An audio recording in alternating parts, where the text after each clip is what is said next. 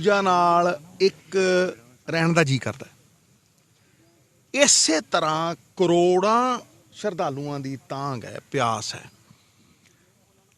ਬਾਬੇ ਦੇ ਜਿਹੜੀ ਕਿਰਤ ਕੀਤੀ ਹੋਈ ਜਗ੍ਹਾ ਉੱਥੇ ਸਾਫਾ ਲਾ ਕੇ ਸੇਧ ਲੈਣ ਦਾ। ਸਾਡਾ ਚਾਨਣ ਮਨਾਰਾ, ਸਾਡਾ ਮਾਪਾ ਇਹੀ ਹੈ।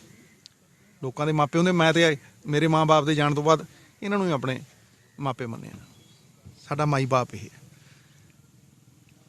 ਅੱਜ ਦੀ ਸਭ ਤੋਂ ਵੱਡੀ ਮੰਗ ਹੀ ਇਹ ਹੈ ਕਿ ਜਦੋਂ ਪਹਿਲਾ ਲਾਂਘਾ ਚੱਲਿਆ ਸੀ ਕੋਵਿਡ ਤੋਂ ਪਹਿਲਾਂ, ਇੱਕ ਦਿੱਕਤ ਪਰੇਸ਼ਾਨੀ ਨਹੀਂ ਹੋਈ। ਕਰੀਬ 70,000 ਬੰਦਿਆਂ ਨੇ ਇੱਥੇ ਦਰਸ਼ਨ ਦੀਦਾਰੇ ਕੀਤੇ। ਅਮਨ ਮਾਨ ਦਾ ਪ੍ਰਤੀਕ, ਆਪਸੀ ਭਾਈਚਾਰੇ ਦਾ ਪ੍ਰਤੀਕ, ਪੀਪਲ ਟੂ ਪੀਪਲ ਕੰਟੈਕਟ ਦਾ ਪ੍ਰਤੀਕ, ਅ ਕੋਰੀਡੋਰ ਆਫ ਇਨਫਿਨਿਟ ਪੋਸੀਬਿਲਿਟੀਜ਼, ਅਸੰਖ ਸੰਭਾਵਨਾਵਾਂ ਦਾ ਇਹ ਕੋਰੀਡੋਰ ਹੈ। ਔਰ ਇੰਨੀਆਂ ਸੰਭਾਵਨਾਵਾਂ ਨੇ ਜਿਹੜੀਆਂ ਅਨੰਤ ਕਹਿੰਦੇ ਆ ਨਾ, ਉਸ ਤਰੀਕੇ ਦੀ। ਦੂਜੀ ਗੱਲ, 75% ਲੋਕ ਜਿਹੜੇ ਇੱਥੇ ਆਉਂਦੇ ਆ ਉਹਨਾਂ ਕੋਲ ਪਾਸਪੋਰਟ ਹੈ ਨਹੀਂ। ਅੱਜ ਵੀ ਬਾਬਾ ਜੀ ਦੇ ਗੁਰਦੁਆਰੇ ਦਰਸ਼ਨ ਕਰਕੇ ਇੱਥੇ ਕਰੀਬ 5,000 ਬੰਦਾ ਦਰਸ਼ਨ ਕਰਨਾ।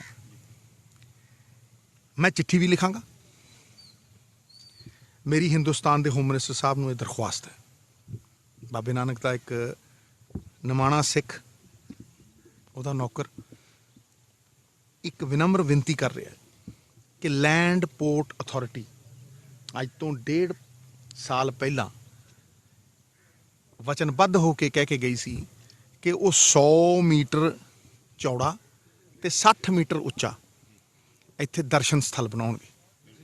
ਉਹ ਜਿਹੜਾ ਦਰਸ਼ਨ ਸਥਲ ਹੈ ਉਹਦੇ ਨਾਲ ਤੁਸੀਂ ਸੋਚ ਨਹੀਂ ਸਕਦੇ ਕਿ ਕਿੰਨੇ ਲੋਕ ਤ੍ਰਿਪਤ ਹੋ ਕੇ ਜਾਂਦੇ ਆ। ਮੈਂ ਜਾਣਦਾ ਕਿ ਮੇਰੇ ਤਾਇਆ ਜੀ ਇਸ ਮਿੱਟੀ ਨੂੰ ਆਪਣੀਆਂ ਅੱਖਾਂ ਦੇ ਉੱਤੇ ਲਾ ਕੇ ਰੋਂਦੇ ਹੁੰਦੇ ਸੀ। ਉਹੋ ਜਿਹੇ ਕਰੋੜਾਂ ਲੋਕ ਨੇ। ਮੇਰੀ ਇਹ ਬੇਨਤੀ ਹੈ, ਇਹ ਰਿਕੁਐਸਟ ਹੈ ਹੋਮ ਮਿਨਿਸਟਰ ਨੂੰ ਔਰ ਭਾਰਤ ਸਰਕਾਰ ਨੂੰ ਕਿ ਤੁਹਾਡੇ ਸਿਕਿਉਰਿਟੀ ਰੀਜ਼ਨ ਹੋ ਸਕਦੇ, ਤੁਹਾਨੂੰ ਜ਼ਿਆਦਾ ਪਤਾ ਹੋਊਗਾ। ਮੈਂ ਤਾਂ ਬਾਬੇ ਦੀ ਮਿਹਰ ਦੇ ਵਿੱਚ ਵਿਸ਼ਵਾਸ ਰੱਖਦਾ। ਜਦੋਂ ਬਾਬੇ ਦੀ ਮਿਹਰ ਹੋਈ ਸੀ, ਲੱਖ ਵਿਰੋਧਾਂ ਦੇ ਬਾਵਜੂਦ ਵੀ ਇਹ ਲਾਂਘਾ ਖੁੱਲਿਆ ਸੀ। ਔਰ ਇਹ ਲਾਂਘਾ ਖੁੱਲਣਾ ਹੀ ਖੁੱਲਣਾ, ਕਿਉਂਕਿ ਸਿੱਖਾਂ ਦੀ ਤਾਂਘ ਹੈ। ਸਿੱਖ ਇੱਥੋਂ ਊਰਜਾ ਲੈਂਦੇ ਆ। ਹਿੰਦੂ, ਮੁਸਲਮਾਨ, ਈਸਾਈ, ਹਰ ਧਰਮ ਇਸ ਗੁਰੂਦੁਆਰੇ ਤੋਂ ਸੇਧ ਲੈਂਦਾ ਹੈ। ਜਗਤ ਗੁਰੂ ਹੈ ਬਾਬਾ ਜੀ। ਮੇਰੀ ਇਹ ਬੇਨਤੀ ਹੈ ਕਿ ਦਰਸ਼ਨ ਦੀਦਾਰੇ ਵਾਸਤੇ ਐਟਲੀਸਟ ਜੋ ਉਹ ਵਚਨ ਸੀ ਉਹ ਪੂਰਾ ਹੋਵੇ। ਦੇਰੀ ਕਿਉਂ ਸਮਝਦੇ ਹੋ? ਕਿਉਂ ਹੋ ਰਹੀ ਹੈ ਦੇਰੀ? ਦੇਖੋ, ਇਹਦਾ ਜਵਾਬ ਉਹ ਦੇ ਸਕਦੇ ਆ, ਲੇਕਿਨ ਮੈਂ ਇੱਕ ਚਿੱਠੀ ਵੀ ਲਿਖੂੰਗਾ, ਰਿਮਾਈਂਡਰ ਵੀ ਦੂੰਗਾ। ਅੱਛਾ, ਇਹ ਵੀ ਹੈ ਵੀ ਉਹਦੇ 'ਚ ਕੋਈ ਪੈਸੇ ਜ਼ਿਆਦਾ ਖਰਚ ਨਹੀਂ ਹੋਣੇ। ਇੱਕ ਥੋੜ੍ਹੀ ਜਿਹੀ ਇੱਛਾ ਸ਼ਕਤੀ ਦੀ ਗੱਲ ਹੈ, ਪੋਲੀਟੀਕਲ ਵਿਲ ਦੀ ਗੱਲ ਹੈ। ਅਗਰ ਉਹਨਾਂ ਨੂੰ ਲੱਗਦਾ ਹੈ ਕਿ ਉਹਨਾਂ ਦੀ ਕੋਈ ਕੰਟਰੈਕਟ ਦੀ ਗੱਲ ਹੈ ਜਾਂ ਫਲਾਣੇ ਦੀ ਗੱਲ ਹੈ ਤੇ ਉਹ ਪੰਜਾਬ ਸਰਕਾਰ ਨੂੰ ਕਹਿਣ।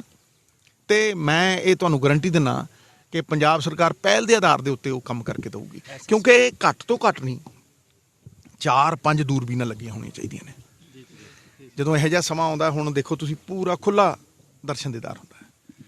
ਦੇਖੋ, ਅਸੀਂ ਤਾਂ ਇਹੀ ਚਾਹਾਂਗੇ ਕਿ ਇਹ ਲਾਂਘਾ ਖੁੱਲ੍ਹਾ ਰਹੇ, ਪਰ ਜੇ ਇਨ ਕੇਸ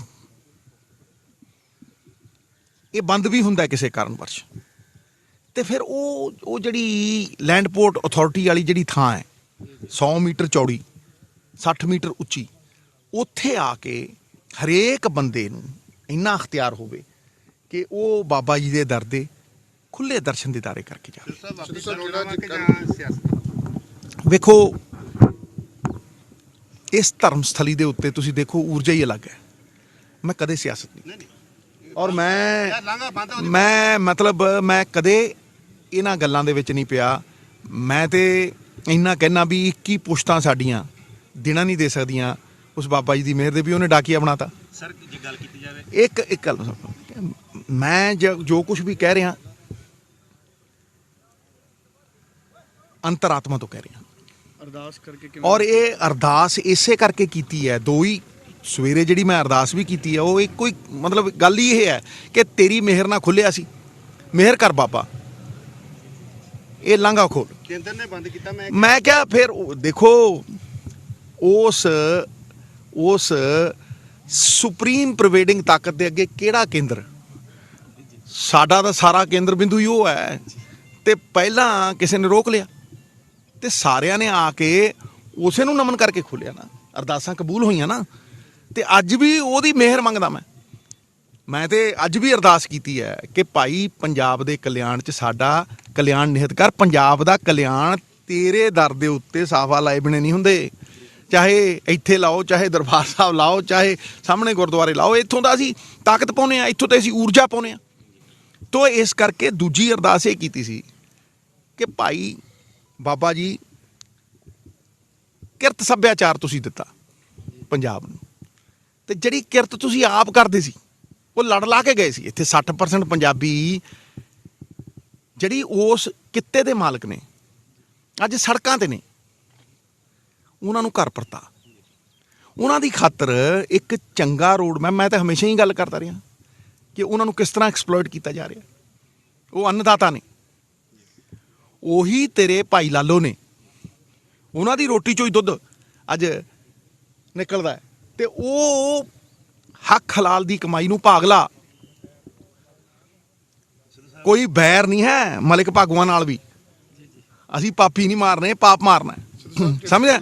ਉਹਨਾਂ ਨੂੰ ਭਾਗ ਲਾ, ਉਹਨਾਂ ਦੀ ਇੱਜ਼ਤ ਦੀ ਰੋਟੀ, ਉਹਨਾਂ ਦਾ ਜਿਹੜਾ ਇਹ ਸੋਸ਼ਲ ਮੂਵਮੈਂਟ ਹੈ, ਇਹ ਸੋਸ਼ਲ ਮੂਵਮੈਂਟ ਨੂੰ ਇੱਕ ਆਰਥਿਕ ਮੂਵਮੈਂਟ ਦੇ ਵਿੱਚ ਤਬਦੀਲ ਕਰ। ਰਾਜਨੀਤਿਕ ਉਹ ਨਹੀਂ ਬਣਾਉਣਾ ਚਾਹੁੰਦੇ, ਠੀਕ ਕਹਿੰਦੇ, ਲੇਕਿਨ ਉਹ ਆਰਥਿਕ ਮੂਵਮੈਂਟ ਤੇ ਬਣ ਸਕਦੀ ਹੈ। ਇੱਜ਼ਤ ਦੀ ਰੋਟੀ ਉਹਨਾਂ ਨੂੰ ਤਾਂ ਮਿਲ ਸਕਦੀ ਹੈ ਨਾ। ਉਹਦੇ ਲਈ ਮੈਂ ਹਮੇਸ਼ਾ ਪੁਰਜ਼ੋਰ ਤਰੀਕੇ ਨਾਲ, ਔਰ ਉਹ ਆਪ ਆਪਣਾ ਨਿਰਣਾ ਤੈਅ ਕਰਨ, ਸਰਕਾਰ ਨੂੰ ਦੱਸਣ, ਤੇ ਫਿਰ ਜਿਹੜਾ ਨਾ ਤੁਰੇ ਉਹਨੂੰ ਲਾ ਦੇਣ। ਉਹਨਾਂ ਕੋਲ ਤਾਕਤ ਹੈ ਭਾਈ, ਭਾਵੇਂ ਕੋਲਡ ਸਟੋਰੇਜ ਹੋਣ, ਭਾਵੇਂ ਡਾਈਵਰਸੀਫਿਕੇਸ਼ਨ ਹੋਵੇ, ਝੋਨੇ ਤੋਂ ਪਾਸੇ ਜਾਣਾ ਹੋਵੇ, ਭਾਵੇਂ ਹੋਰ ਗੱਲਾਂ ਹੋਣ, ਲੇਕਿਨ ਉਹ ਇੱਥੇ ਦਾ ਮਸਲਾ ਨਹੀਂ ਹੈ। ਇੱਥੇ ਦਾ ਮਸਲਾ ਲੈਂਡ ਪੋਰਟ ਅਥਾਰਟੀ ਦਾ ਹੈ ਸਭ ਤੋਂ ਵੱਡਾ।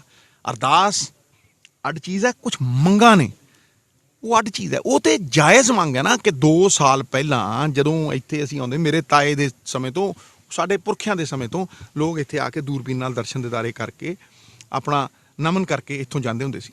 ਅੱਜ ਉਹ ਹੈ ਨਹੀਂ। ਅੱਜ ਵੀ 5000 ਲੋਕ ਇੱਥੇ ਆਉਂਦੇ ਆ, ਤੇ ਜੇ ਲਾਂਘਾ ਖੁੱਲ੍ਹਦਾ ਵੀ ਹੈ ਤੇ 75% ਕੋਲ ਪਾਸਪੋਰਟ ਨਹੀਂ ਹੈ। ਤੁਸੀਂ ਇਹੋ ਜਿਹੀਆਂ ਸਟ੍ਰਿੰਜੈਂਟ ਕੰਡੀਸ਼ਨਸ ਲਾ ਦਿੱਤੀਆਂ, ਸਮਝਦੇ ਹੋ। ਤੇ ਜਦੋਂ ਇਹ ਚੱਲਿਆ ਤੇ ਇੱਕ ਦਿੱਕਤ ਨਹੀਂ ਆਈ, 70,000 ਲੋਕਾਂ ਨੇ ਦਰਸ਼ਨ ਕੀਤੇ। ਸੋ ਉਹ ਜਲਦ ਤੋਂ ਜਲਦ ਬਣੇ। ਜੇ ਉਹਨਾਂ ਨੂੰ ਕੋਈ ਦਿੱਕਤ ਪਰੇਸ਼ਾਨੀ ਹੈ ਸਾਨੂੰ ਕਹਿ ਦੇਣ ਭਾਈ, ਤੇ ਪੰਜਾਬ ਸਰਕਾਰ ਵਡਭਾਗੀ ਸਮਝੂ ਆਪਣੇ ਆਪ ਨੂੰ ਵੀ ਇੱਥੇ। ਐਸਐਸ ਬੋਰਡ ਦੇ ਚੇਅਰਮੈਨ ਰਮਨ ਬੈਲ ਨੇ ਅਸਤੀਫਾ ਦੇ ਦਿੱਤਾ ਤੇ ਨਹੀਂ, ਇਹ ਗੱਲਾਂ ਆਮ ਆਦਮੀ ਪਾਰਟੀ ਇਹ ਗੱਲਾਂ ਇੱਥੇ ਨਹੀਂ। ਮੈਂ ਜੋ ਗੱਲ ਕਹਿਣੀ ਸੀਗੀ ਉਹ ਬਾਬਾ ਜੀ ਦੇ ਚਰਨਾਂ ਦੇ ਵਿੱਚ, ਨਹੀਂ, ਇਹ ਦੇਖੋ ਮੈਂ ਤੁਹਾਨੂੰ ਫਿਰ ਕਿਹਾ, ਇਹ ਬਾਬੇ ਦਾ ਦਰ ਹੈ, ਇਹਨੂੰ ਯਾਰ ਇਹ ਪਾਕੀਜ਼ਾ ਦਰ, ਪਵਿੱਤਰ ਦਰ ਹੈ। ਇੱਥੇ ਜਿਹੜੀ ਨਹੀਂ ਯਾਰ ਜਿਹੜੀ ਊਰਜਾ ਹੈ ਨਾ ਇੱਥੇ, ਉਸ ਊਰਜਾ ਨੂੰ ਮੈਲਾ ਨਾ ਕਰੇ। ਸ਼ਾਮ ਨੂੰ ਕਰਾਂਗੇ ਜੀ, ਉਹਦੀ ਸ਼ਾਮ ਨੂੰ ਕਰਾਂਗੇ। ਸਾਰਾ ਦਿਨ ਪਿਆ, ਸਾਰਾ ਸਮਾਂ ਪਿਆ ਯਾਰ। ਮੈਂ ਜੇ ਉਦੋਂ ਨਹੀਂ ਕੀਤੀ ਸਾਲ, ਮੈਨੂੰ ਕਿੰਨਿਆਂ ਨੇ ਕੀ ਕਿਹਾ, ਕੁਛ ਕਿਹਾ ਨਾ। ਇਹ ਜ਼ਰੀਆ ਮਾਤਰਾ, ਨਿਮਿਤ ਮਾਤਰਾ, ਕੱਖ ਵੀ ਨਹੀਂ, ਸਮਝ ਨਹੀਂ।